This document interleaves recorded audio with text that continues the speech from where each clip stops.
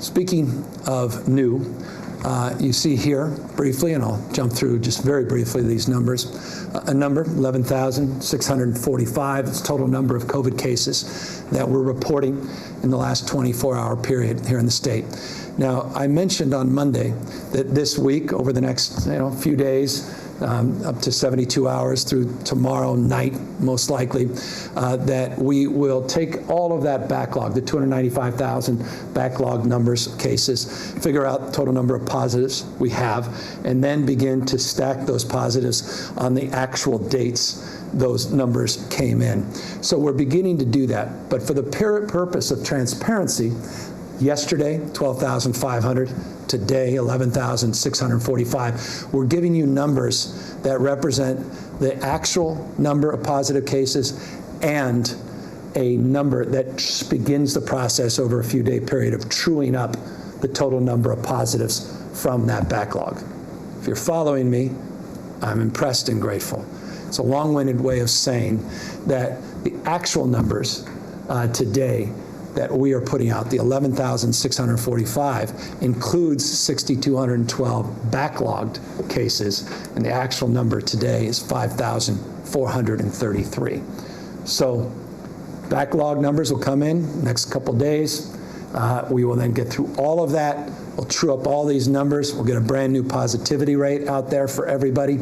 But no, all that is happening on the schedule that we promoted on Monday, and just wanted, for transparency purposes, give you a sense of how many backlog numbers we just added today, but give you a sense that I think is a little bit more optimistic, the 5,400. Too high, but a lot lower than we've been tracking the last few weeks. Again, another indication that we are turning the corner on this pandemic. Briefly, let's follow that up with some other proof points. Hospitalizations, these are the facts. These are the grounding numbers: hospitalizations, ICUs, deaths. These are the lagging indicators, and these numbers obviously very consequential. It's very encouraging still to see the 14-day hospitalization numbers continue to decrease, over 19%, I think 19.3, 19.4% decrease in the last 14 days. Consequence, that decrease, you saw that on Monday, you saw it last week, the week prior, seen a decrease in hospitalizations. That number now, 5,442, represents about 7% of the healthcare system capacity in the state.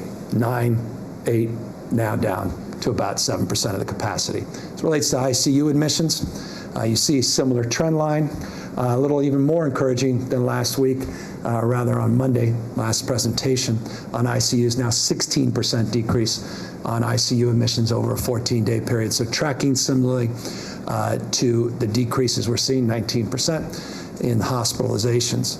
As a consequence, again, looking at total capacity, that pie chart, critical care capacity, ICU capacity now was 23%, 22, now about 20% of the total number of ICU patients, COVID-19 positive patients in our ICU system. Ventilators, again, north of 13,000 available, doing better than we were a few weeks ago with 11,000 plus ventilators available.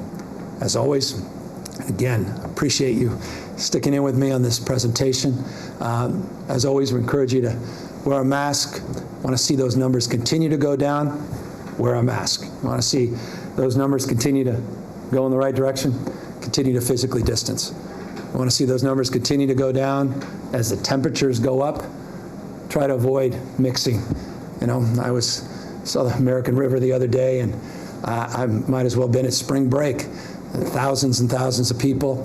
We're not minimizing mixing. It kind of raised little shivers in my spine that here we are making all this progress, and it could be done away. And day two, a week two, people begin again to let their guard down. You can't let your guard down. Got to continue to practice all of these fundamental rules of the road as it relates to what we know works, non-pharmacal interventions to mitigate the spread of this disease, including washing your hands, but then again, more important than wearing a mask. And so I want to encourage you to do just that.